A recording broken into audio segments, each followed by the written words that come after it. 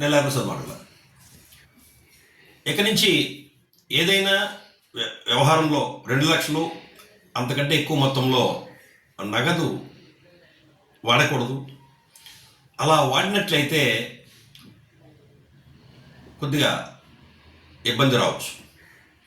ఈ సంవత్సరం ఏప్రిల్ నెలలో గౌరవ సుప్రీంకోర్టు వారు ఒక కేసులో తీర్పు చెబుతూ ఏదైనా వ్యవహారంలో 2 లక్షలు అంతకంటే ఎక్కువ మొత్తంలో నగదు వాడిన తరువాత ఆ వ్యవహారం కోర్టు వరకు వెళ్ళినట్లయితే అలా కోర్టులో దాఖలు చేసిన తర్వాత సంబంధిత కోర్టు వారు ఆదాయ పన్ను శాఖ వారికి తెలియజేయాలని, అలాగే కోర్టు నుంచి సమాచారం అందుకున్న సంబంధిత ఆదాయ పన్ను శాఖ వారు దానిపై విచారణ జరిపి తగు చర్యలు తీసుకోవాల్సిన అవసరం ఉందని చెప్పి సుప్రీంకోర్టు వారు చెప్పడం జరిగింది.